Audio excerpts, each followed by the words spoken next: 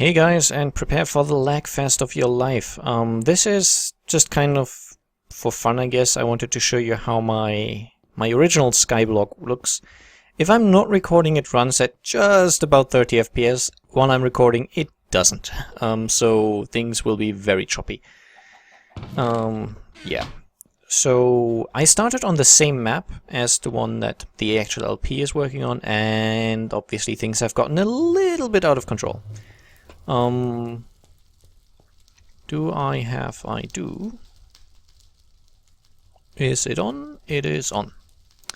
Okay, I have a jetpack so I can just fly about. This is just where I put down some trees. I will eventually do tree breeding here. I've got some bees, got trees of I think some quest reward trees that I used for wood early on. Got a little bit of a silverwood tree grove here. This is an automatic setup for getting all the things, so all my vegetable and wood, all my natural resource requirements really come from this.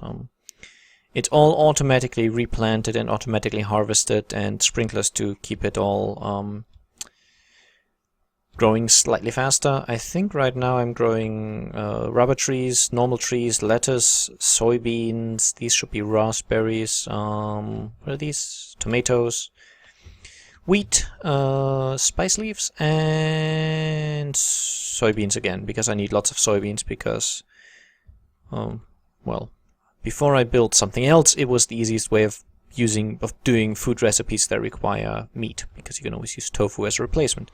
For some reason my old melon farm is still here. Don't even use that. Don't use any of these bushes. I think I never have. This is a setup that I used to generate obsidian back in the days. It's kind of glitched out, even though this thing is completely out of energy.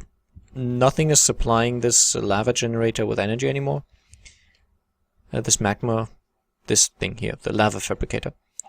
If I take out stuff from this, it'll keep making lava for some reason. I have no idea why. It's glitched out. It's stuck at about 4000 RF, and nothing is giving it energy anymore. But it just keeps pumping out the stuff, so that's good. And up here, this is where I do my magic. It's not quite. I didn't go very far into Thorncraft. I did go a little further into blood magic, but I haven't even gotten to automating it yet. So there is that. And automation, of course, is the key to this mod pack. It's basically how it works. Got a huge smeltery that I used to automate my metal production, but I've changed that as well. It never really worked very well. This sort of setup of liquiducts is really terrible. This over here is where I generate lava for when I need it. I've got blazing pyrotheum beneath these crucibles, which, as you can see, gives me a speed of 0.7 MB per tick. And all the cobble is generated somewhere down there. It's being pumped into it's tesseracted into this chest, then moved into the crucibles, and the lava is being pumped out. And then this connection here, by the way, is completely pointless. It can go. Yeah, it's then being pumped into this tesseract, which basically transports the lava to somewhere else. Now this is currently the heart of my base, so I don't want to go there just yet. There's some more things. Yeah, this is my just old-fashioned mob trap spawning room, spawning chamber upstairs. Stuff is made to fall down using conveyor belts and such, and then just drops down. All the loot gets collected here. Well, and when the chests are full, when the barrels are full, rather, as you can see, this one takes 128 stacks, and everything more than that is just being dumped. So, yeah. Also get zombie heads and all that stuff. Mostly I'm interested in the chainmail because I can turn it into steel, but there's different ways for that as well. This is currently being powered by ender generators, actually, just because they are fairly convenient and they don't require much space. Same thing with this whole harvesting setup. It's powered by that by ender generators. This is an auto packager that I don't use anymore, which means it should still have some stuff in it. All of this, I believe, is completely obsolete. As is this. This used to be my my automatic setup for sifting, but I use something different now. Don't even need an automatic nether wart farm, just because it seems so pointless. And now the only reason I ever really use crucibles is for specific stuff, as in these smelteries.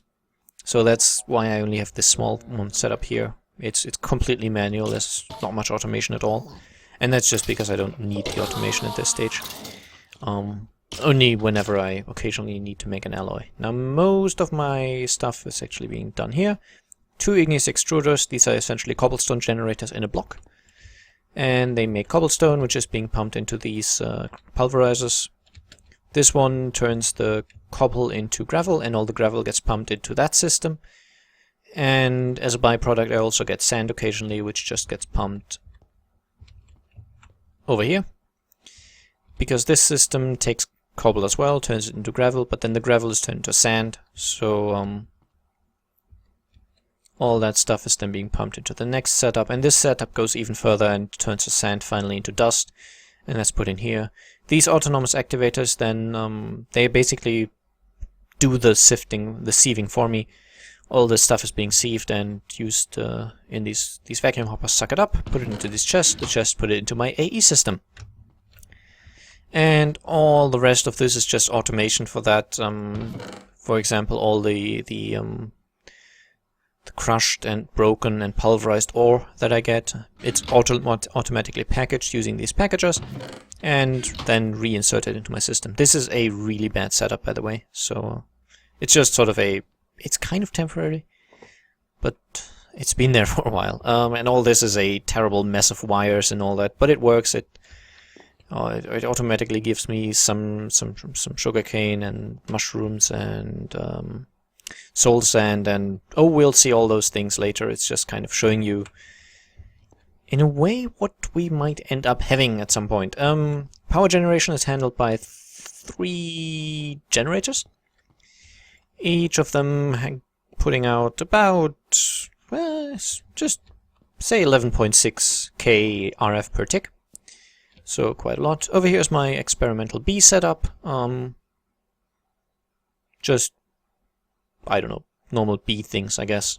Nothing particularly interesting. And actually I've got an entire reactor just powering these bees, which is completely pointless because they don't need that much energy yet. And the other 2 reactors are powering 2 gigantic laser drills, which just give me tons of resources as well. And yeah, I guess that's about it for that. All the stuff that I gather gets pumped into either this tank if it's liquid, or into this chest if it's an item, and then it gets imported into my AE system, which well, it's pretty full. I have 816,000 cobblestone, which isn't even that much. You need way more for certain quests. Got a liquid system set up as well, just, well, full of liquids, I guess. Yeah, I guess that's mostly it. These laser drills produce all kinds of ores, which is why I need so many pulverizers to deal with them. All those kinds of ores will eventually be produced from time to time, and then I need to basically process them automatically so that I don't have my system clunked full of different ores, but I actually get them in the ingot form. Which is, for example, the reason why I have almost 10,000 iron ingots and 2,500 diamonds, and as I said, that's not even that much. You end up using way more for certain things.